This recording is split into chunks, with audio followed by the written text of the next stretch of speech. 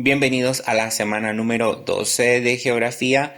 En esta semana vamos a continuar con la secuencia número 5 que vimos la semana pasada y esta vez de nueva cuenta vamos a tener solamente dos temas, dado que el viernes es una descarga administrativa para que los maestros puedan asentar sus calificaciones. El aprendizaje es el mismo, seguimos en la secuencia 5 y los temas van a estar comprendidos entre las páginas 66 y 69 de su libro y se denominan El azul de nuestro México y los movimientos oceánicos. ¿Cuáles son los dos énfasis?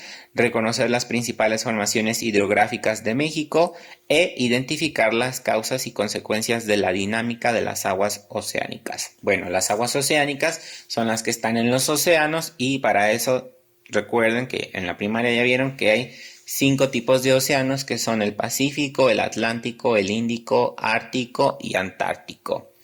La dinámica de las aguas oceánicas.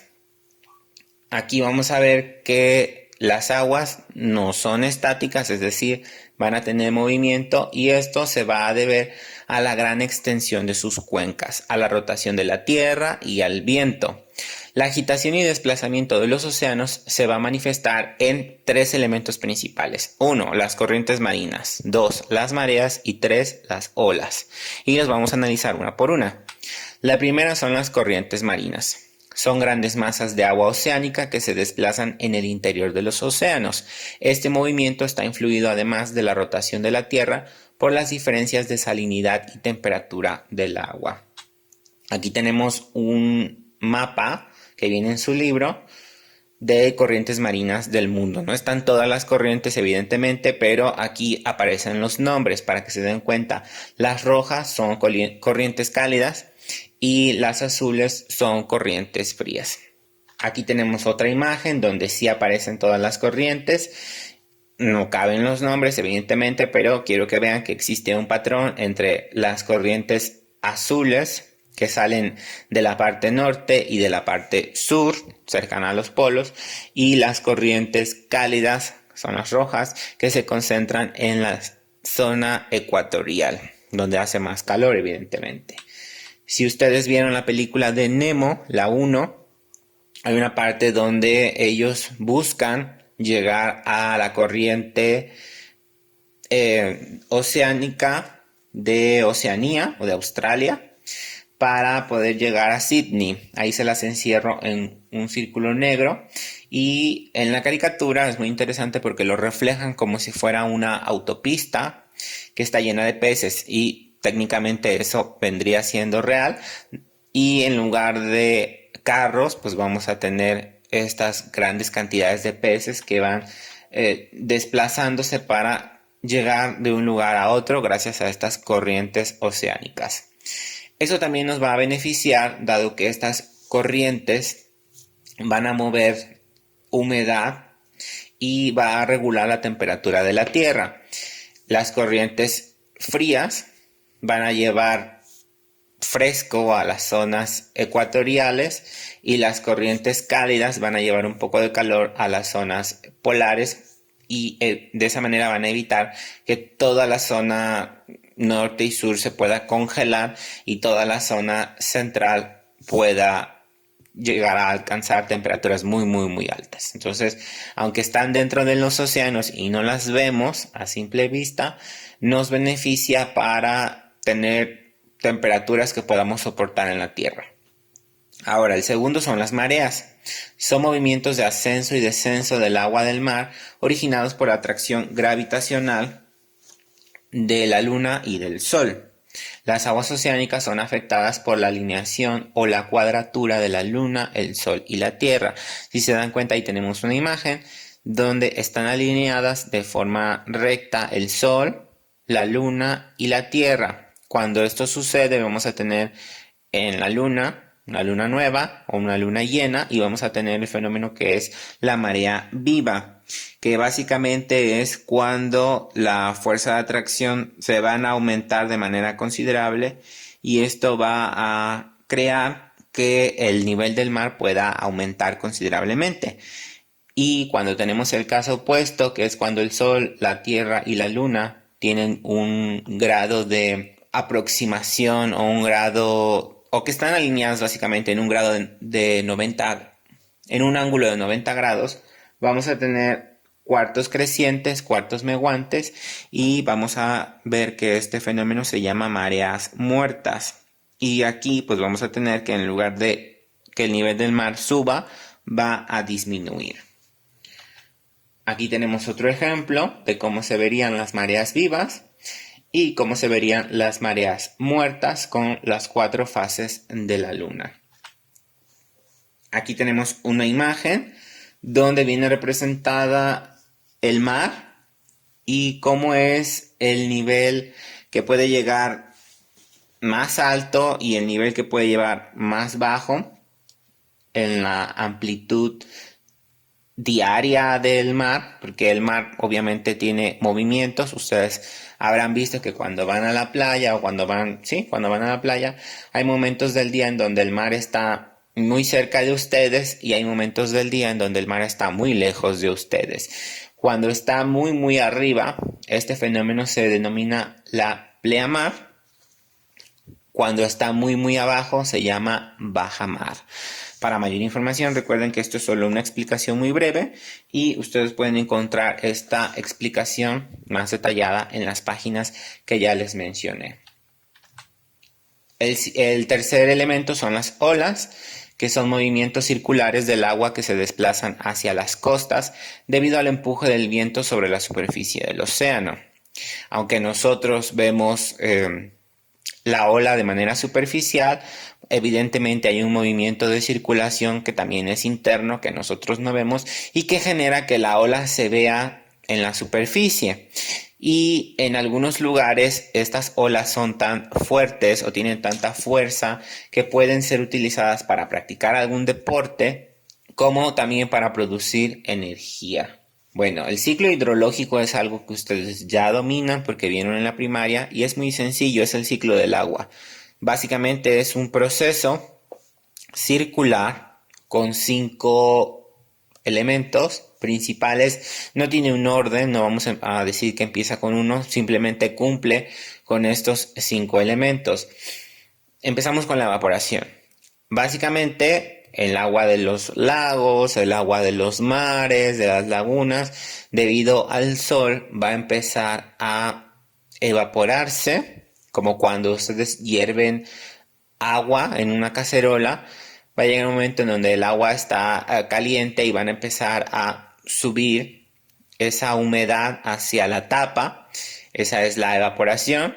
Luego se va a condensar. Si ustedes recuerdan cuando han hecho postres en su casa, ¿cómo es la leche evaporada? La leche evaporada es súper líquida y la leche condensada, ya cuando esa agua ya subió a la superficie, va a estar muy espesa y la va básicamente a formar las nubes. Podríamos asociar de esta forma la evaporación y la condensación. La leche evaporada es la más líquida, así como el mar, y la leche condensada es la más espesa, como las nubes. Luego, estas nubes, cuando estamos en el proceso de condensación, pueden ser empujadas por los grandes vientos que existen en el mundo. ¿Y dónde se van a estrellar? ¿Dónde están las montañas? Chocan y como están cargaditas de agua, porque básicamente son agua condensada, van a precipitar. Ahí tenemos el tercer proceso. Precipita y va a escurrir. El siguiente proceso, y va a haber algunos lugares en donde no pueda circular el agua por la superficie porque tengamos suelos irregulares o porque tengamos huecos, y ese escurrimiento puede ir por arriba o como en el último proceso se va a infiltrar, y esa infiltración de todas maneras, aunque no lo veamos, de una u de otra forma va a regresar a algún cuerpo de agua, y de esa forma vamos a tener ese ciclo del agua o ciclo hidrológico constantemente moviéndose.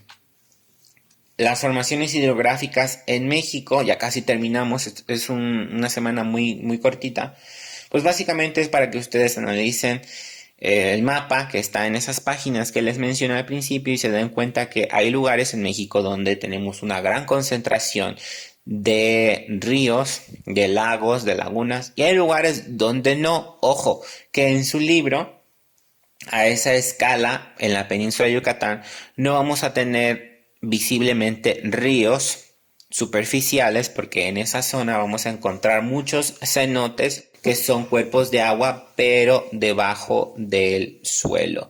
De todas maneras, hay zonas en donde no hay cenotes y tampoco hay ríos superficiales. En las noticias están pasando mucho sobre las inundaciones en Tabasco. Si nosotros nos fijamos en Tabasco, pues vamos a ver que hay una gran concentración de ríos en el mapa, pero no solo eso, sino que a la gente se le ocurrió construir una ciudad muy grande o muchos pueblos junto a los ríos. Y evidentemente cuando esos ríos recuperan su cauce natural, debido a las grandes lluvias en la sierra, evidentemente eso va a tener inundaciones, pero no es algo que sea difícil de creer, es algo lógico y va a seguir pasando constantemente porque ellos están establecidos junto a un río o entre ríos en el caso de Villahermosa.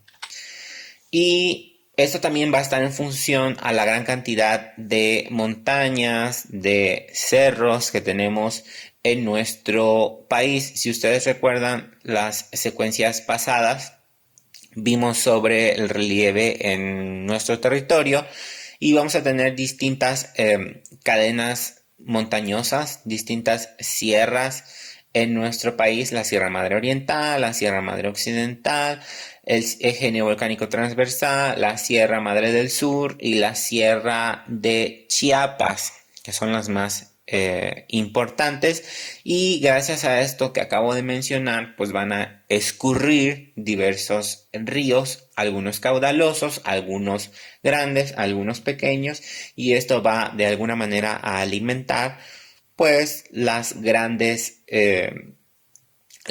ciudades, porque necesitamos agua para sobrevivir.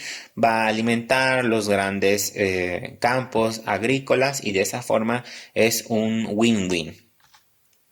Muy bien, ahora la actividad. Como les dije, es un tema muy pequeñito porque solo son 2 días y ya habíamos visto el resto del tema la semana pasada. Van a realizar un dibujo del ciclo hidrológico o ciclo del agua. Se pueden guiar de la figura 1.53 de la página 63 de su libro. Y van a poner en ese dibujo los 5 procesos de los cuales ya les mencioné, que son la evaporación, la condensación, la precipitación, el escurrimiento y la infiltración. Van a anotar al reverso con sus propias palabras en qué consiste cada proceso. Quizás no le van a poner como yo les di el ejemplo de la leche condensada, de la leche evaporada, porque simplemente se los trato de hacer más digerible para ustedes la explicación, pero pueden buscar, incluso en el libro viene quizá en el libro no viene tal cual, pero pueden utilizar otros libros, pueden utilizar internet, y eso sería básicamente la actividad: un dibujo del ciclo hidrológico y al reverso del dibujo o en otra hoja, si gustan, poner en qué consiste con sus propias palabras cada uno de los 5 procesos. Si tienen dudas, ya saben dónde contactarme. Por favor, los que estén atrasados, no se les olvide entregar sus actividades, dado que esta semana, como ya les mencioné, es la entrega de calificaciones y algunos alumnos pues básicamente tienen ya ganado sus 10 y otros pues no tienen calificación. Ya saben dónde estoy. Cualquier duda, por favor, contácteme y nos vemos para la próxima.